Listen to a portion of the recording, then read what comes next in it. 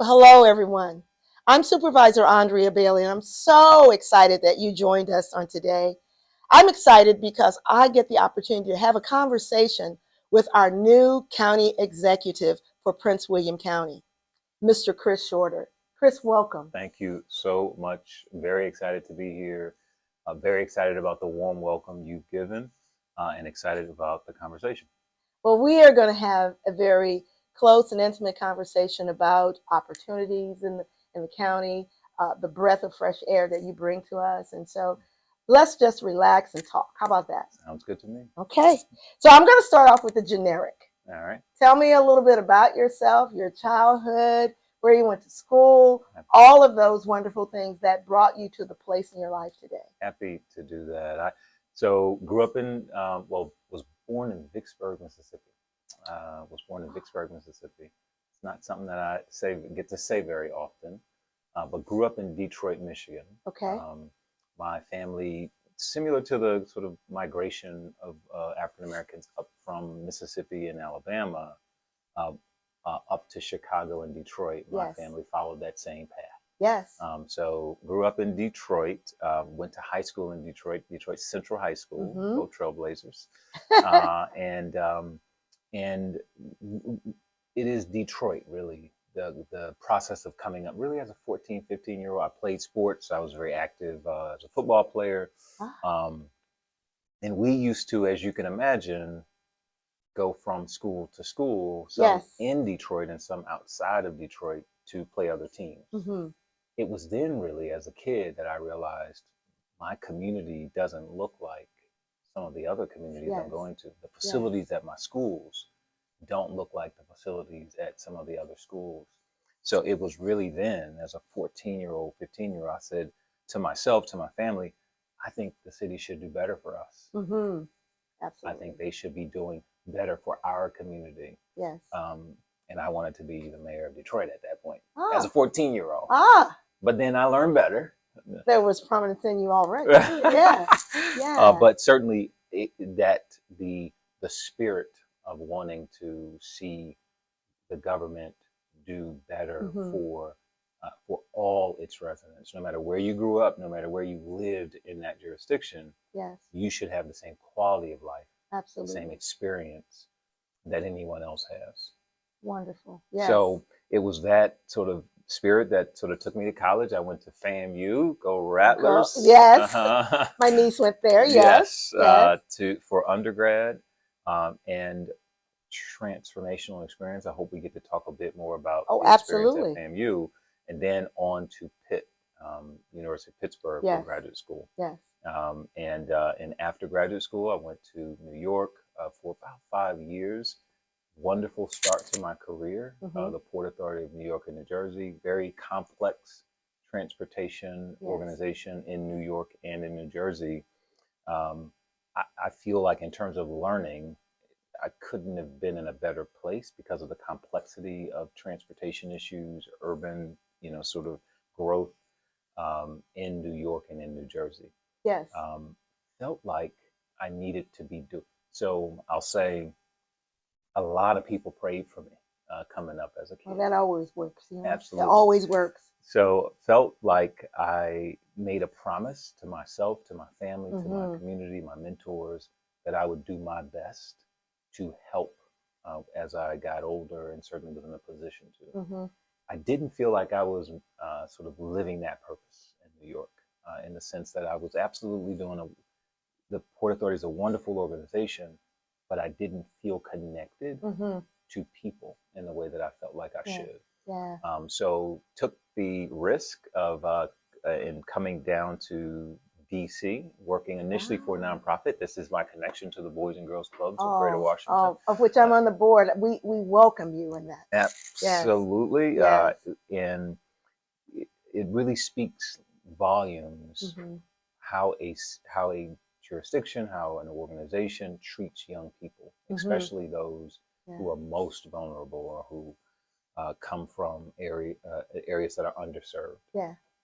So that year of being at the Boys and Girls Clubs, I realized quickly that young people needed more support Yes. especially in the DC area. At the time, it was 2006, 2007.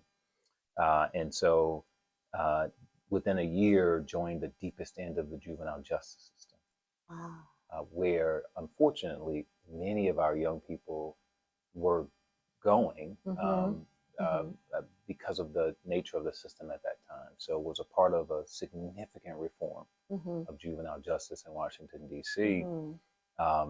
And then got to move around, got the pleasure really of moving around to different agencies, serving different mayors in the district. First, Adrian Fenty, then Vincent Gray, and then Muriel Bowser, who still serves as mayor. Absolutely.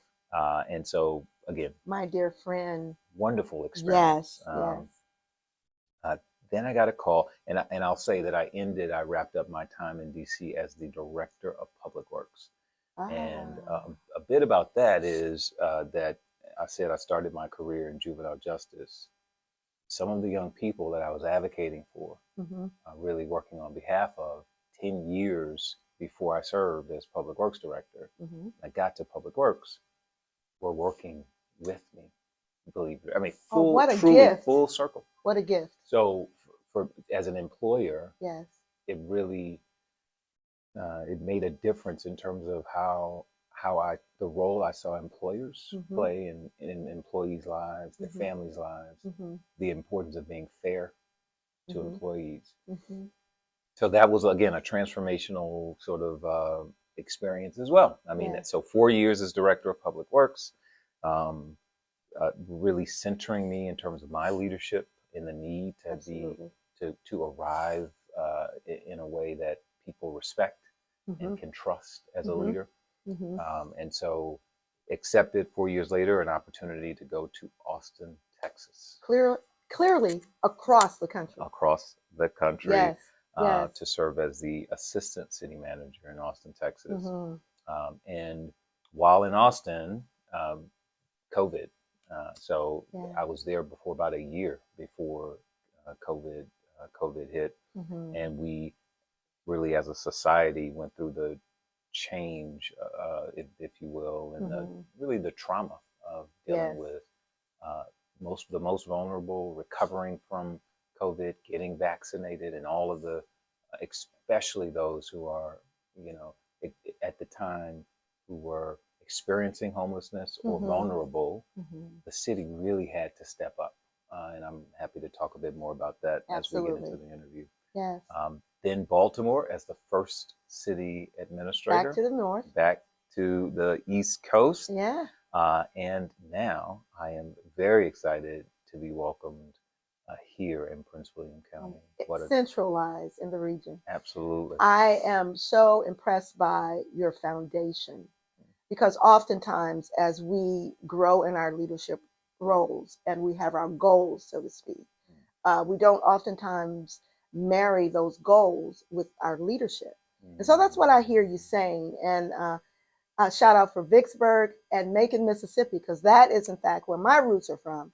So I understand the Great Migration as it relates to our leadership and moving around the country and being developed to serve at a higher level. I understand that tremendously. So I want you to know that you are coming into a community that is very foundational. There's a lot of history in Virginia, as you well know. And I think that that type of leadership that you have to offer us will be so pinnacle and really developing more the uplift and the trajectory of our county. Yes. So speak to that a little bit as well, because I hear when you say you've been in public works, you've been in transportation, you've been in the community with the Boys and Girls Club.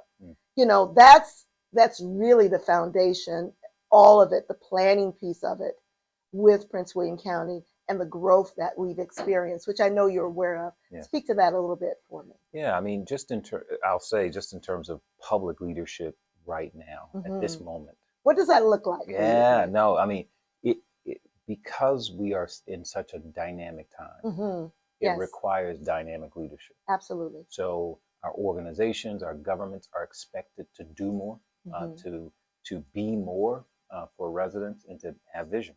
Yes. And so what that means for a community like Prince William, a community that is growing so quickly, Yes. right? That has so many needs, is that you have to have a government that is shaped and organized in a way that is going to be as helpful as possible for a growing community. Yes.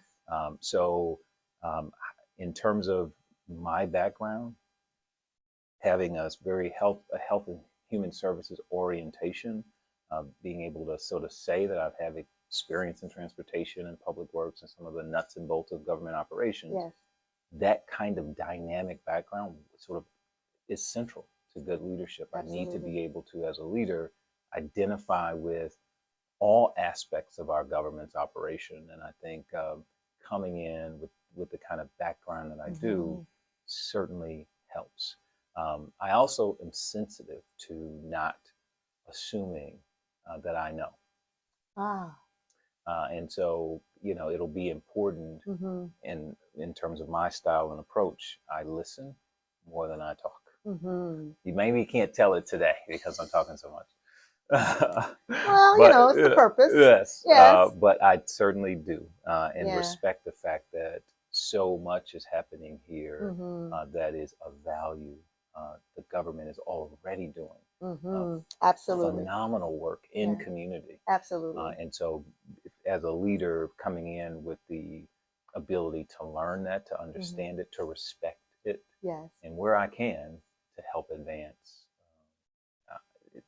That's my approach. That's my lens, if you will, Yes. in terms of leadership. And I think it's needed right now. Our governments have gone through quite a bit. A lot with COVID. Absolutely. Where especially the most vulnerable in our communities, those who are experiencing homelessness or in transition from one housing situation to another, or mental health issues. Yes. COVID hit them in a different way. Absolutely. And our governments had to arrive in a different way and be here present for them in a different way. And so we don't get to talk about it much, but our government employees, I mean, when you think about the work that, yes. So, I come in with that appreciation, with the willingness to sort of really learn and understand before I am sort of saying, well, I had this experience in this other place. Those experiences are important. They certainly help to ground me in terms of my framework for understanding good government.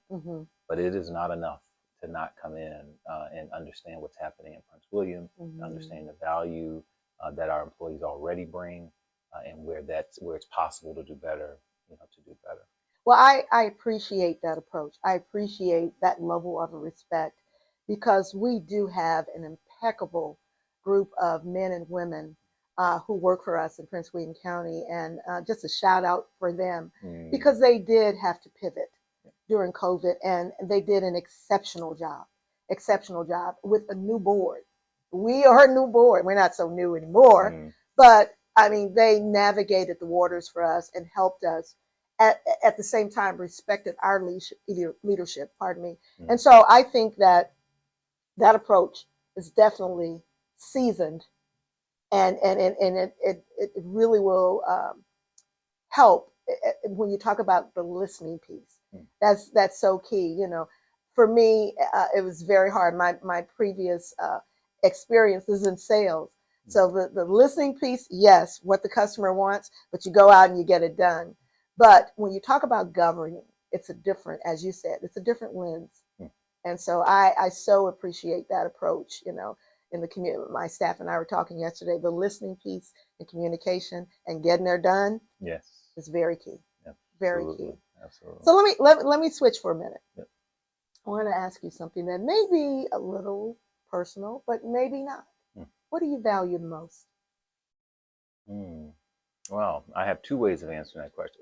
Go for it. Yeah. So personally, what I value most is family. Me I have too. 3 little ones, and seeing them come up and have their own lives and now their own personalities, it's, pretty it's different, pretty isn't amazing. Pretty amazing. Yeah. And so, as a leader, I value the government. I understand the power of what governments can be and can do for residents. And so, it really is a matter of this is going to sound dramatic, Mm-hmm. but life and death. I mean, when you Mm-hmm. think about Mm-hmm. in a place like Austin, Texas, or even in Baltimore, there in some cases there's a 20-year life expectancy gap between where some who live in Austin on the Mm-hmm. east side of Austin versus on the west side of Austin, Yes. Yes. right? And these are all about quality of life issues. Mm-hmm. We call them social determinants of health, Mm-hmm. right? And so where you grow up, how much recreation you can have, how clean your water in the areas around your neighborhood, whether there's trash buildup, Yes. whether there's some energy plant or waste. These are all factors in a Mm-hmm. person's actual quality of life, and they shorten lifespans. Lifespans. So the Absolutely. role Yeah. that governments can play and should play in improving the quality of life of all residents that live Mm-hmm. in that jurisdiction Mm-hmm. is critical. So Mm-hmm. in terms of value, in my mind, good government, a government that is conscious, that Mm-hmm. is focused on making sure that we are doing growth in an equitable way, Mm-hmm. and that all rise together is Mm-hmm. critically important. Yeah. So in terms of value, that's where I am. I think that's wonderful because one of the things that you will hear Prince William residents say, we are one Prince William. And what that means is that we look for the good of all. And I agree with you. The governance of that is so impeccable, and it's what makes great communities. When I look back, my background is inner city kid from St. Louis, Missouri. But when I look about the space that I was reared in, it was a governance for all, and there was no separation. There was equity for all, and that's important for me. Mm. And my governing as a supervisor is very important, as well as having a like-minded executive Mm. team that understands that about me as I govern, not just in my district, but across the county. That's very, very important. So I really value that as well. So I appreciate that. Let's have some fun. All right. What do you do in your spare time? Well, how do you have fun? What spare time? I know. I'm just joking. I do strength training, so I lift in the mornings. Ah, That's if at 5 a.m. unless something 5 happens. a.m. in the morning. Oh my goodness. Okay. Yep. I Yeah. mean, it's the only time that's mine where Mm-hmm. I'm usually not programmed. Mm-hmm. Um, Evenings sometimes, dinner meetings or Yeah. activities, events. So it's really you can't be consistent. So I'm usually Mm-hmm. in the morning, either swimming or weight training. I spare time. I do like to read, and I Oh do well, like to, now you we've know. got a lot of stuff you can read. Oh, Okay. the team gave me a box of about 4 or 5 binders of material to read. So yes, Mm. plenty to Plenty to read. read. Yeah. But I don't find myself with a lot of spare time Yeah. necessarily. But when I Yeah. do, That's awesome. yeah. That's awesome. Um, I the exercise piece I'm still working on, Mm, but it's key. it's critical. It's critical. It Absolutely. is critical. I start and I stop. You know that old adage. I start and I stop. I hear in that something that's resonating in your responses, a passion for people, Mm, a passion for the well-being of people, a passion for um, making sure that it's done decent and in order. I hear that resonate. Talk about your passion. yeah. No, I appreciate that that's coming through, and Mm-hmm. because it's true. It's hard to stay in public service today without having a burning sort of desire to Mm-hmm. see governments, to see our jurisdictions do better and be better.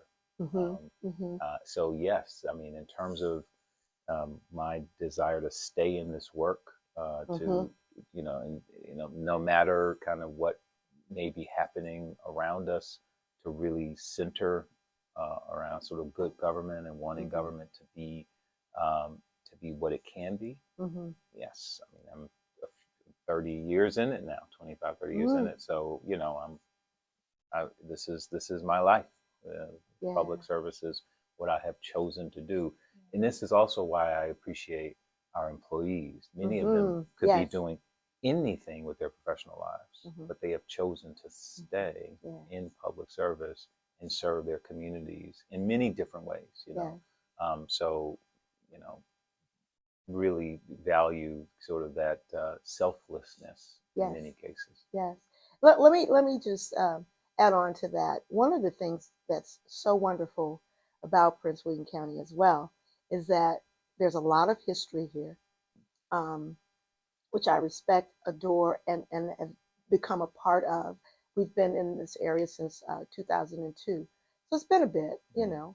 and I appreciate that. But the other thing is people that, when you talk about the demographics of government workers, military folk, um, uh, civilian, however that looks, private industry or whatever, they choose Mm, to live in Prince William County.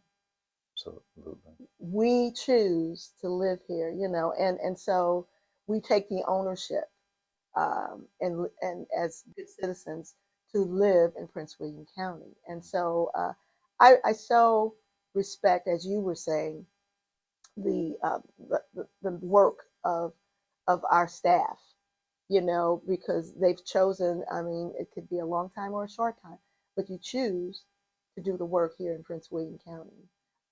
It has Absolutely. transitioned a lot, I'm sure, Mm, from where you've been in Baltimore and DC. It's transitioned a lot. mm. And sometimes change is something that we value, but it's very difficult for us. Oh, for So sure. let's talk about that a little bit. Let's Yeah. talk about the changes that you've seen Mm. in the region, and what does that mean as you come in? Yeah. No, I appreciate very much being able to kind of speak to that. Ultimately, you know, I'll say it this way. I do my best to stay as current as possible Mm-hmm. on Yes. these kinds of, smart growth, kind of Yeah. policy issues. The demographics are shifting in this region. Yes. Washington, D.C. is a global city today. Yes. It's not that 25 years ago.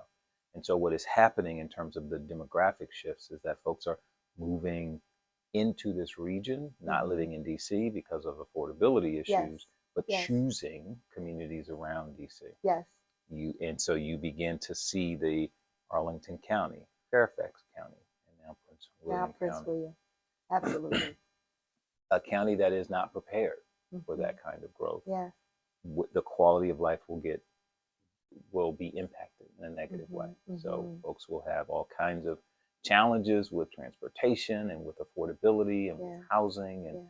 the prices of housing will go up, and folks will get locked out of the Mm-hmm. community that they serve in. Yes. And so Mm-hmm. we have to begin to have the conversations that we are actually having today Mm-hmm. of how do we make sure that this remains an equitable community. This remains a community that folks can live, work, and play Oh. in, Yeah. right? Yeah. And not feel like it is becoming something that it isn't meant To to be. be. Absolutely. I think you can smartly grow Mm-hmm. communities in a way that keeps them um, uh, authentic to Mm. and so Mm-hmm. Yeah. that's the sort of that's the focus now in terms of the change. uh, you know Ultimately, uh, it has to come in a way that is sensitive to Mm-hmm. those who feel like they're losing Yes. something and Yes. those who feel like they're gaining. Yes. um, and so I think we as government officials Mm-hmm. have to really walk folks Mm-hmm. through that process in a way that they understand it. Mm-hmm. Over communicating the future, over Absolutely. communicating the vision, Yes. over communicating the role that they play and the piece that they will have in Mm-hmm. that future, Mm-hmm. if you will. Yeah. Yeah. I agree with you in that respect as well. The change, I mean, it's happening so fast that sometimes it is, as we live, work, and play in our environment, it's very difficult to embrace. But as you said, the communication of that Mm, and what that means in different demographics is very, very key. yeah. And so that is, I partner with you. That is how I choose to lead as well. So I'm going to make it light. Mm-hmm. One of the things that I certainly have experienced over my travels as a military spouse, as a corporate leader, executive in the corporate world, as a non-for-profit leader, and as a small business owner. One of the things that I've had the wonderful experience of doing is something very simple, is enjoying things that are very sensitive to my palate and enjoyable to my palate. And so when you talk about DC, there's a lot of places to go. When you talk about Northern Virginia, and I tend to think that, and I want you to speak to that too, that we are, Prince William County, we are Northern Virginia now. Oh, yeah. Yeah, we're Northern Virginia. But one of the things that I enjoy the most is the variety of restaurants and entertainment places that you can go. And you don't have to, though we have, traffic is always going to be an opportunity for us, I think. Maybe not always, but it is now. But just enjoying, the reason why my husband and I decided to live here is because there's so much in the region that you can do and enjoy, but mostly the restaurant. So, what's your favorite dish? Favorite dish? Yeah. Oh, I thought you were going to ask me favorite restaurant. But well, you can go there as well. And how do we introduce that in this realm as well? Oh, so, well, Bob Sweeney, who's just been appointed the president of the chamber, is going to definitely be bringing that kind of energy, excitement to restaurant, sort of hotels and all of that. I'm looking forward to working with him. Yeah, so am I. Yeah. And bringing some of that. Favorite dish? I'm Southern.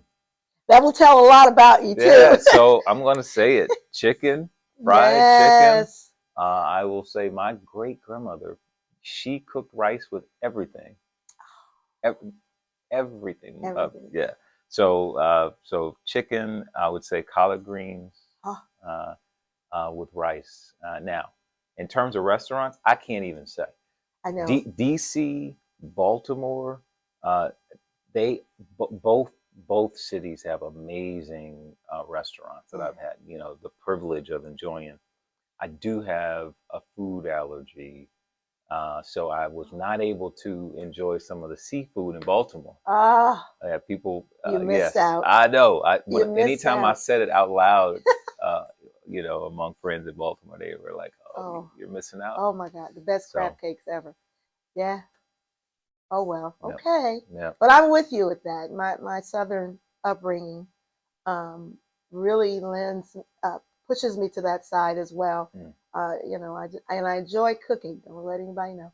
I enjoy cooking that as well. So it's something to say for that level of comfort food and the rearing of that and how it brings people together.